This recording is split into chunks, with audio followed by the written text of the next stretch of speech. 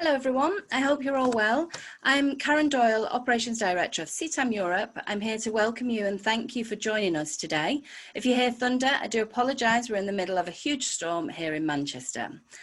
We're pleased to have two of Omdia's finest senior analysts with us today, and the webinar is more of a discussion format with some key slides and lots of chat. I'll leave them to introduce themselves at the beginning.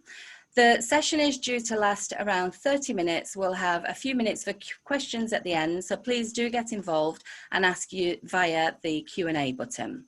Members of CTAM Europe can watch the recording of this and our archive of webinars and podcasts on the members only section of ctameurope.com. I'll follow up with an email with information on how to join if you're not a member, and also our executive management program, which we're holding live, fingers crossed, in March next year at INSEAD. The panelists and Omdia may also email you directly, as we'll share your details with them. So time is short, we have 30 minutes, and I'll take myself off screen now and leave you with Matt and Max. Enjoy. Hi everyone, thanks very much for joining. I'll just give a quick introduction to myself. So I'm Matt Bailey, I'm a senior analyst in Omdia's media and entertainment team. And my main focus is on advertising. So I'm excited to be bringing some examples and some talk from the advertising side of this session on aggregation and addressable advertising, the pay TV opportunity today. And I'm joined by Max. Cool. And here we go, the first overlap of the session. So I'm Max Signorelli. I'm a senior analyst in the team as well, looking at things more from the pay TV perspective of these things, looking at aggregation of OTT video services, predominantly SVOD services, but also overlapping into the advertising space, which is why me and Matt are both here today for you. So as Karen highlighted, time is short, so I think we should press on and begin this discussion format. We'll just start by going over very quickly who we are, where we're from. You know already we're the analysts, but we're part of Omdia, a newly founded research arm of Informa Tech, part of the Informa brand, and we are covering everything effectively from the chipset to the consumer, and across all kinds of devices they're manufacturing, but then looking at real usage of said services and devices as well. So we're hoping to leverage some of that for you today.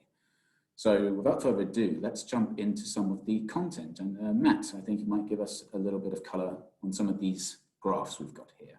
Yeah, thanks, Max. So I guess when we're talking about aggregation, we're talking about addressable TV. And one of the things that really kind of brings those two themes together is the growing impact of online and OTT media on the traditional broadcast space. And we're seeing this in both terms of advertising. So we're seeing greater shares of advertising revenue shift to online platforms and away from more traditional media like TV, but we're also seeing the growth, and we have seen the growth of OTT subscription platforms over the past few years. So on this chart, you can see there, that's our kind of Western European and US TV and video revenue by business model from 2019 to 2025. And what's pretty clear there is that on both charts, the online sections of both advertising and subscriptions are getting bigger, and the like traditional segments are either stagnating or they're getting smaller. But one thing to note here is that we're going to focus on Western Europe for this session. But the drivers are slightly different in terms of Western Europe versus the US. So the US, the shift to online has been a much quicker pace, and that's mainly due to the fact that cord cutting has had a much bigger impact over there. So pay TV operators are seeing like subscriber churn on quite a regular basis, whereas it's a little bit of a different situation in Western Europe, where pay TV operators have been a bit more resilient, and they still have opportunity to kind of stand out and compete effectively. So, I mean, with that point, Max, is there anything that you want to add there in terms of the pay TV operations and pay TV position in the market in comparison to the US? Yeah, well, that's you raised a really good point there. The differences in the US and Western Europe are obviously very, that make for significant differences here. And actually it leads quite nicely in some of the other data we have in our slides today, but before I flick to those, I think the important thing to highlight here is that Western European operators, pay-TV operators and the like, have a real opportunity, and we have entered a time period where there's a real opportunity for these traditional pay-TV operators to work with these players rather than being particularly cannibalistic. We're at in a way a kind of inflection point where there's been growth for time, and now some decisions can be made which may allow growth to stabilize or even continue, or it may start seeing a trajectory that follows some of that of the US. But let's have a look at some of those figures here.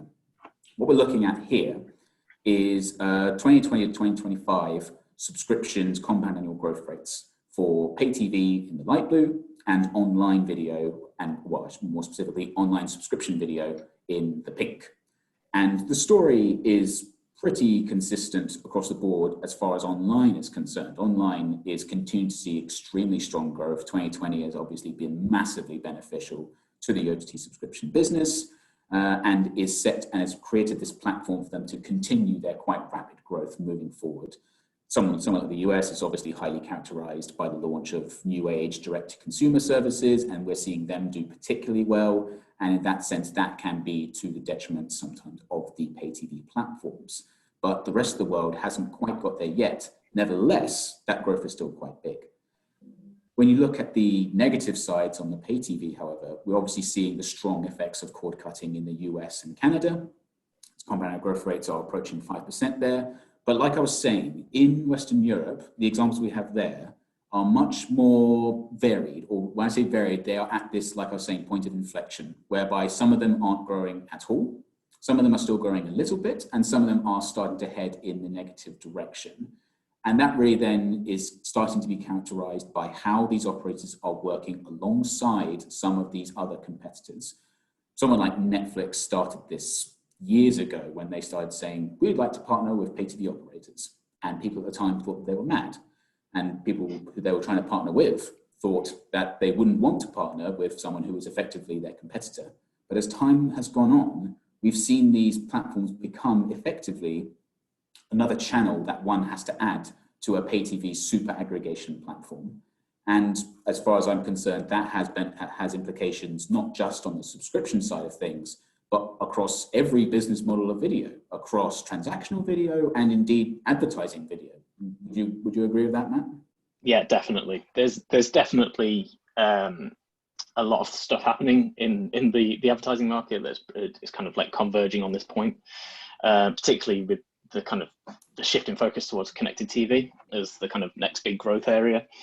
And really, pay TV operators and those that operate connected set-top boxes, they're at a really good kind of juncture in the market, and like between the advertisers, the brands, and also their customers, to kind of facilitate some of the new types of advertising that are starting to come about. Yeah, definitely. Yeah. So really, these pay TV platforms can continue to be this aggregation point as long as they innovate and as long as they know who to partner with in the right way. And then we can start seeing these trends. These trends may continue to shift as more and more of these partnerships happen. Because that's not to say that no partnerships are happening right now. They need to do some now. There are plenty of partnerships across Western Europe, but they all have slightly different characteristics, which we'll get into later. Yeah. So I mean, so that's all really good information about kind of like the growth trajectory and stuff, but it's probably worth noting like how big of a money spinner pay TV still is compared to OTT. And I guess the slide here kind of speaks to that really well, in terms of kind of like the revenue potential per user. Yeah, definitely. I mean, pay TV for years has capitalized on the fact that they are able to be this aggregation hub of content. You can see that in the ARPU. And to be fair, in a way, that's partially its downfall in the US, whereby pay TV is so expensive and now online operators are able to undercut it in such a way that it's causing a lot of this cord cutting. I mean, the ARPU per pay TV subscriber on average in the US is around 9 times that of an OTT subscription, which compared to Western Europe is massive compared to some of these markets. But what we see here, what I've put on the right, is the maximum extent of those differences. So it goes up to as high as 4 times as much in the UK and as little as 2 times as much in somewhere like France, which averages out in Western Europe across all of the markets to around pay TV being around 3 times expensive, or having around 3 times as much ARPU as an average OTT subscription service. That is to say, however, that most homes these days aren't just taking the one OTT service, whereas they may take just one pay TV service. So there is something to be said there with how OTT stacking can mean that consumers are looking to pay slightly more for their services. But service stacking is what we'll get into after this fact. Nevertheless, what this slide is going on about is about the actual expenditure on this, but then obviously the advertising side of things brings in a different way of monetizing consumers, which monetizes effectively their time as opposed to their wallets. And that can coexist alongside this. And in fact, advertising exists very frequently within the pay TV ecosystem, whereby someone is paying, but is also watching the adverts, making that all the more pertinent, all the more reason they have to get that right for consumers wanting to continue to pay these pay TV subscriptions.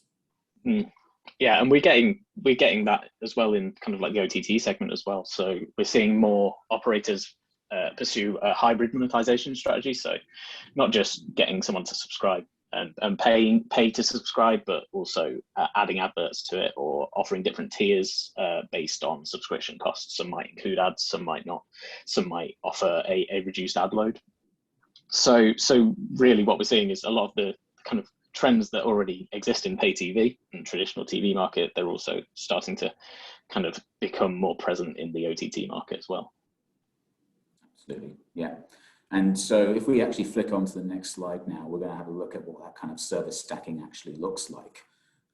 Again, using the examples of some of our countries that we survey as part of Omdia's consumer research survey, which we run twice a year. This is the most recent round of results.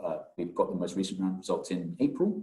And so we're seeing this service stacking trend with time. And you can see how pay TV, SVOD, and these free/AVOD services stack up in these markets. The average video household takes as many as 4 or 5 free services, but on average, less than 1 pay TV service, obviously. But what's interesting is that this trend is typically rising across the board. The US saw a bit of a quirk in April, whereby we saw some losses from the free AVOD side of things.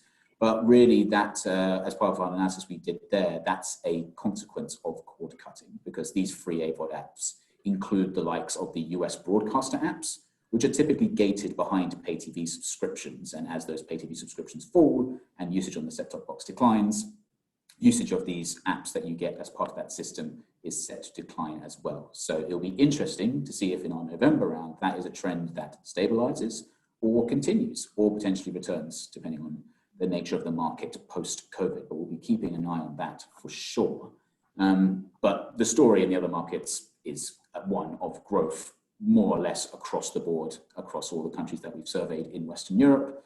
And one particularly strong player we saw in the UK, there you see a strong rise in free AVOD. That's actually Discovery Plus is fueling a lot of that, as Discovery Plus developed their hybrid platform, free and with a premium option as well. So these options for consumers are here, and they're taking a lot of these options here. And actually something that's interesting when you look at it on the right from a pay TV user's perspective, you look at it in the US, you see that US pay TV households, compared to those averages in those charts there, the average US pay TV household will have around 6% more SVOD services than the average across all video households. Whereas in Western Europe, it's actually much higher, 11% in the UK, 19% in France, and 25% in Germany. That's in the grand total, that's quite a lot more services.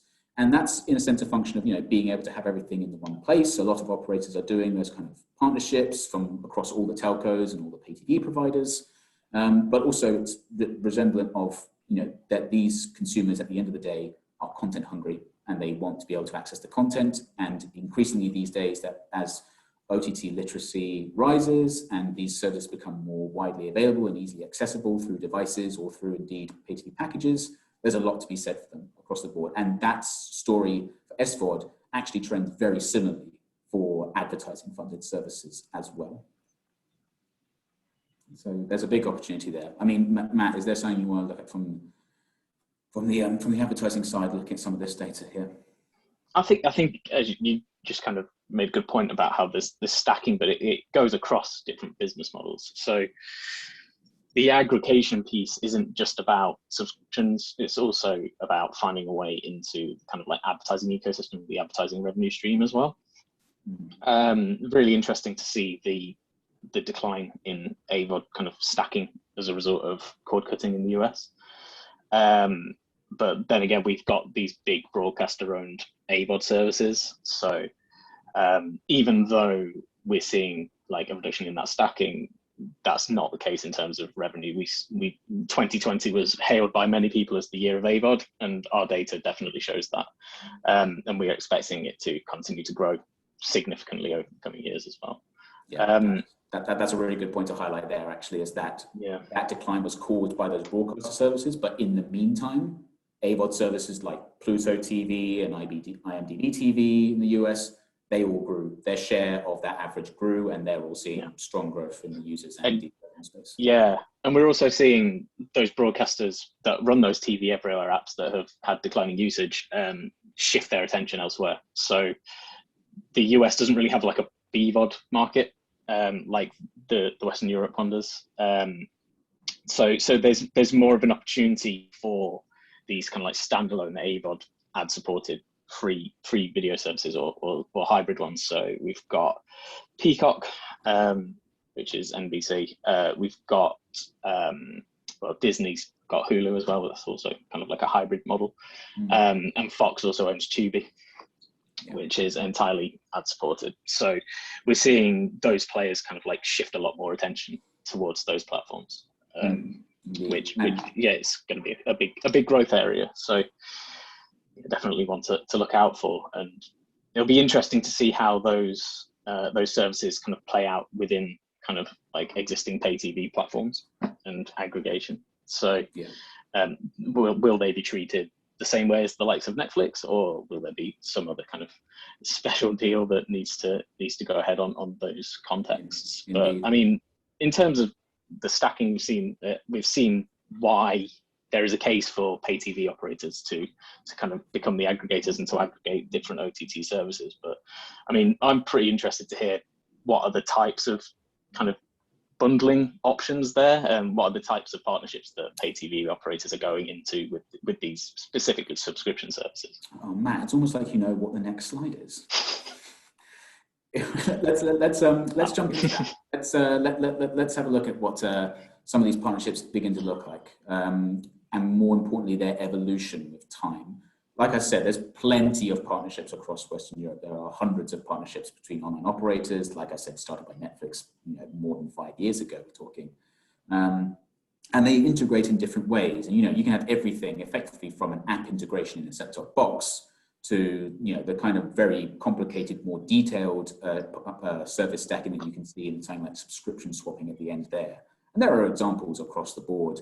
And it's important as well to remember is that it's not a one operator does one kind of bundling kind of thing. I put Telecom Italia as an example of the soft bundling there, but Telecom Italia is also working on some super bundling, whereby it's bundling together the likes of Netflix and Disney Plus within the same package alongside its TIM Vision packages, and indeed Now and DAZN in Italy as well. So there's lots to be said across all those kinds of partnerships. Like I said, everything from the apps and the boxes to it being discounted by the operators to increase the stickiness there. And whether that's just temporary or whether that's permanent across all those pay TV packages, or indeed including their telecoms packages as well, because we've seen that video can have a massive benefit for telecoms operators as well. So being involved in that space, either through an OTT or traditional pay TV basis, can have some significant benefits for these operators there. And then it's no surprise really that we're seeing a lot of innovation from the mature markets in Western Europe for UC and Denmark, whereby we're seeing things whereby you can have multiple subscription options, but rather than having to pay for all of them at once, you can sub them in and switch them out, which makes for a very flexible but very detailed kind of partnership across multiple operators.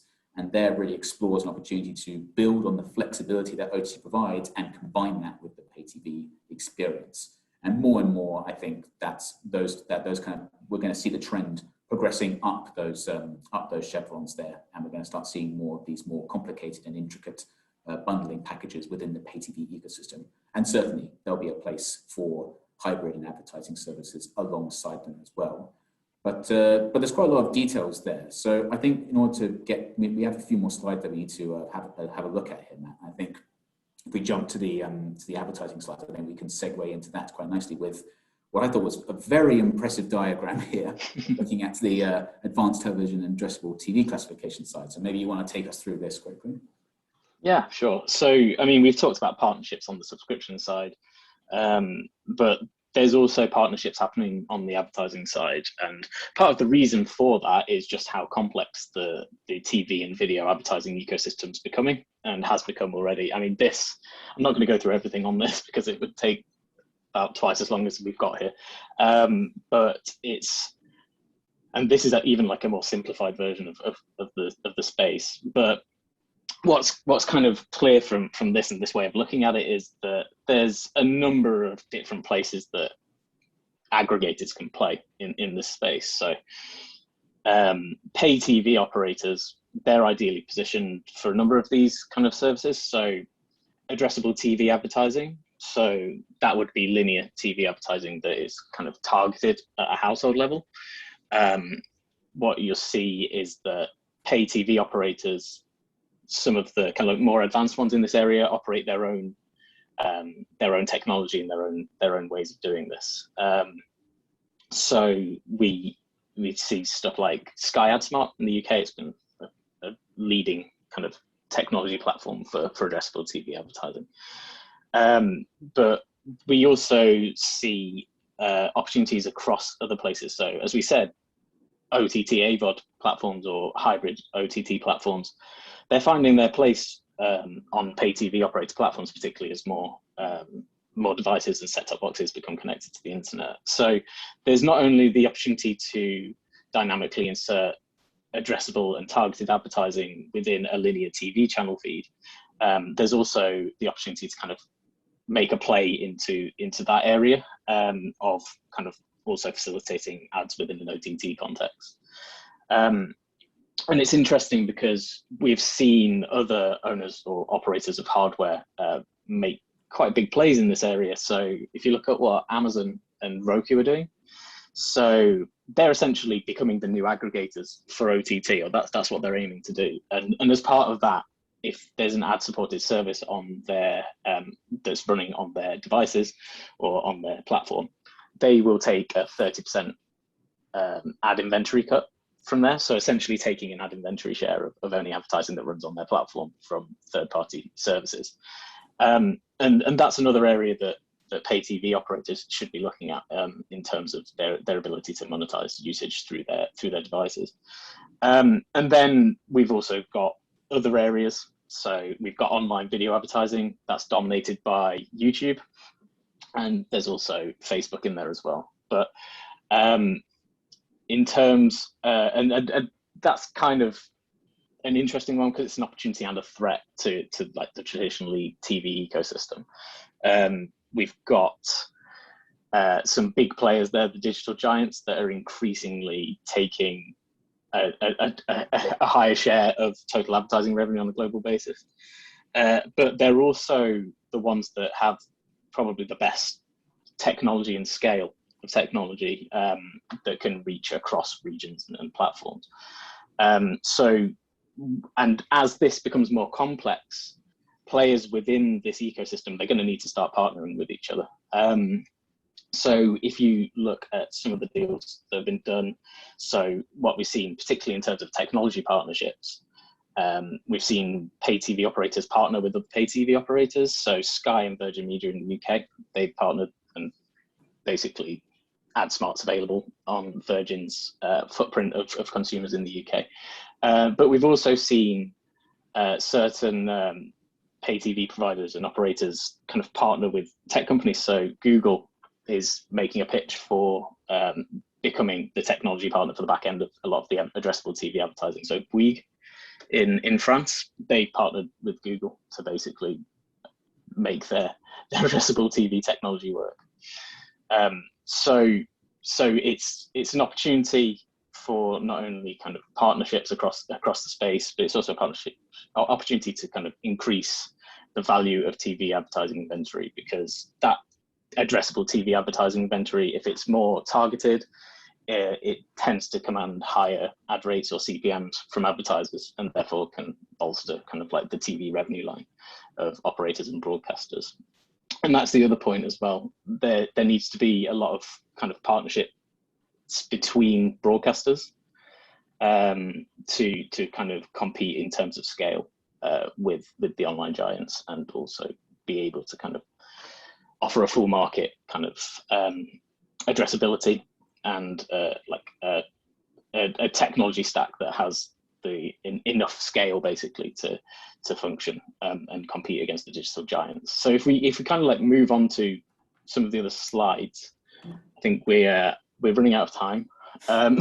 Big topic, but lots to talk about. Yeah. So basically, and this is kind of like the driver behind it. So spurred on by the fact that digital is increasing its share of total advertising revenue, and advertisers are becoming more accustomed to data-driven advertising within digital. The kind of there's a lot of pressure on TV to start to offer similar functionality within their products and their platforms. And this, as earlier we kind of said, it's a bigger trend in the US at the moment. Pay TV and linear TV advertising is in a stronger position in Western Europe. And what that means is that advertisers, although consumer eyeballs are starting to shift increasingly to OTT services, advertisers are still very keen to spend with the linear side of the market. And that, as Max mentioned earlier on, you said that there's a big opportunity. It's kind of like we're at a tipping point. And this really does put kind of like the TV industry in a good position to kind of compete with digital through addressable technologies. So the only issue is that pay TV and the TV market in the US is slightly different to in the Western European market, in that pay TV operators or kind of operators typically have 2 minutes per hour of advertising to sell, and that's where the addressable stuff has been kind of delivered. It's not really the same in Europe. So there's other kind of areas of the market that need to be kind of ironed out. So we need to kind of address like where the addressable advertising runs, and also what technology it runs on. So as we said, there's the pay TV operator angle, which we still think is probably the biggest use case. But there's also technologies like HBB TV that can also be brought into it. But I'm not going to talk about that too much, because that's another topic. So yeah, I mean, there's obviously a big opportunity here, but there's the need to kind of boost scale. So and also in some countries like France, like addressable TV wasn't even an option until very recently, because it was just outlawed. You weren't allowed to change the advertising or the feed delivered to individual consumers. That's changed now. So we're seeing quite a lot of activity in the French market around addressable enablement. And one other thing that we're probably going to be likely to see is certain operators look to kind of fulfill it on a kind of like cross-regional basis. So whether we can start to kind of offer addressability across different markets for global advertisers, that'll be a really interesting area to kind of look at and see how it will develop over the next few years. So I think like we've been talking for half an hour now. It's gone quite quickly. Definitely has, yeah. I mean, there's one last slide if you want to talk very quickly about this online, how the online side of this is really particularly growing, with an emphasis on 2019, I see. Yeah, so this is kind of just talking about online's domination of advertising. So our data suggests that 2019 was when online basically became the dominant advertising format, and that's only going to grow. It's been spurred on by the events of 2020, where all of the kind of advertising declined. Well, online grew, and Google and Facebook actually still had quite impressive years of growth. And by 2025, over 2/3 of the market's going to be digital. So this is the opportunity that and challenge that pay TV operators have, and also broadcasters. Like, how do you transition from that traditional market to offer cross buys across both digital and linear? That's easier said than done, but it's definitely an area that addressable TV is kind of in prime position to offer a good alternative and a good way of lining up the two different parts of the market. Yeah. So, I mean, interesting to see that the inflection point for advertising was in 2019, whereby we saw an equivalent in pay TV and online video, looking at the inflection point of subscriptions to OTT subscriptions overtaking pay TV subscriptions on a global basis in 2020. And actually, I think that trend was similar in when looking at Western Europe specifically as well. So we're looking at a point where we're getting quite a large number of the volumes are now getting quite high. And so it depends how far we have to go until we reach saturation. Certainly from the subscription side of things, some markets you could say are already at that saturation point. And so this kind of blending and aggregation of this alongside other business models as well is going to be so important over the next 5 years, certainly, to position themselves appropriately in the market, especially at a time when big companies are coming in, companies from within are partnering up or are getting bigger through acquisitions, mergers and acquisitions. So there's a lot of dynamics going on. And certainly in Western Europe, there's quite a lot there, especially when you look at it on a regional basis, because I think that's an interesting part of it, which is yet to be fully realized, but there are certainly players making that move beyond, Netflix, Amazon and the like. Yeah, definitely. And as we kind of mentioned, we've had this big shift to AVOD in the US in 2020. That's not been as much of a feature of the Western European market so far, but we're expecting that to grow in the European kind of region over the next 5 years, and also addressable TV. So at the moment, addressable TV is worth pointing out that it's tiny in Europe compared to how it is in the US. But as kind of we see regulations start to unlock, partnerships occur across borders within Europe, we see this space developing quite quickly. So it's going to be an important part of the business going forward. Definitely one to keep up with. Definitely keep an eye on any Omdia putting outs of that. We'll be keeping a close eye on that. But I think for now, that's all we have time for. So I think we thank everyone for that, and we see if there are any questions to go through. Thank you, both of you. That was really interesting. I think we could have just carried on for longer and longer, though, couldn't we, really? That's how these go. Definitely. Yeah, definitely. Now, if anybody has any questions, now's the time to click the Q&A button. But we've got two that have come in here. I've got, are there any particularly strong operators in these areas, partnerships, addressable advertising, etc.? Yeah, so starting from a TV and online perspective, it's very clear to say that Netflix has been doing this for the longest and therefore has so much going on in terms of its partnerships portfolio.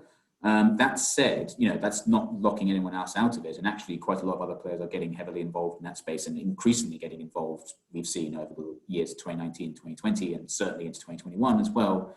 And that will really, accelerate as the platforms that they partner with, the pay TV or telco platforms, as they develop their, partnership offerings to offer things like super bundling, where there's more than one subscription service aggregated together. I think a really good example of that is Telecom Italia. We mentioned them before, but I think they're doing really well in terms of having this OTT platform and pivoting out of a pay TV platform onto an OTT platform actually, and then bringing in other content there as well from these OTT partners that are doing so well in the Italian market. And we're seeing that through a lot of pay TV operators actually, how they're almost pivoting out of premium pay TV subscription offerings and bringing in the OTT as that platform of choice, which is particularly interesting given how there's a bit more flexibility around that, and certainly how they can work together and complement each other quite nicely. Yeah.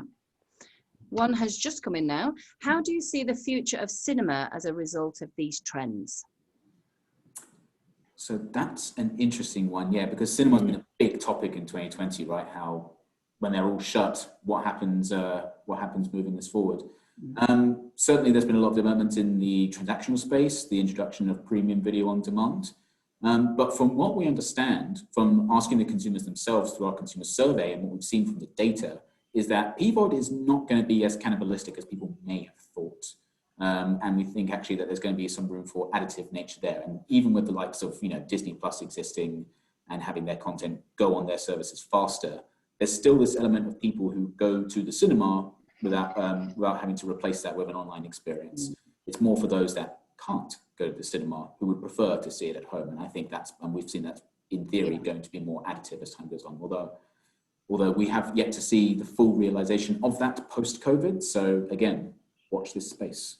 Yeah, and in terms of the advertising side, I mean, if you go back to the slide where we had total advertising revenue by media type, you can see that cinema just disappeared in 2020.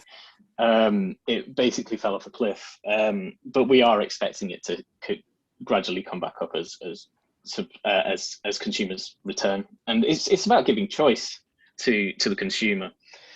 If you look at the proliferation of AVOD services, typically the content and the films on there, they're not your latest blockbuster, but they are available for free with ads. That's a very different experience to going to the cinema to watch the latest blockbuster with all of the dynamic surround sound and the big screen. It's a different method of viewing similar content, but I think I think it's, as Max said, it's going to be largely additive. And all this is optimal compared to piracy, which is certainly a trend that isn't going to go away anytime soon. So the more ease and value we can give the consumer, the better. Yeah. One more. What can smaller operators do to compete in this new environment when there are so many strong global players with significant footprints? It's a good question. It's a good one, yeah. I think kind of following the theme of the presentation, it's partnerships in a way. No one's doing anything alone anymore these days. Even the big operators need to partner with somebody to maintain and sustain their reach. And that's going to be a key trend moving forward. I mean, as you know, Matt actually was, had some interesting points there on how, different operators are partnering, with each other or with big players in the addressable advertising space. And I think that's, quite a key note there, and has implications across the board, across the business models for video. I mean, Matt, what do you? Yeah. So it's an interesting one, because broadcaster partnerships are something that we've been looking at quite a bit at Omdia, and it's something that we've been recommending for a while. So there's a couple of difficulties there though. So basically, broadcasters, they need to partner with each other to kind of raise the amount of scale that they have in the market to be able to compete with the digital giants. But they also need to kind of partner on the back end as well. So technological development, that's a key area that kind of broadcasters and operators can partner to kind of create their own stack. Then there's also partnerships with other areas of ad tech and other advertising companies.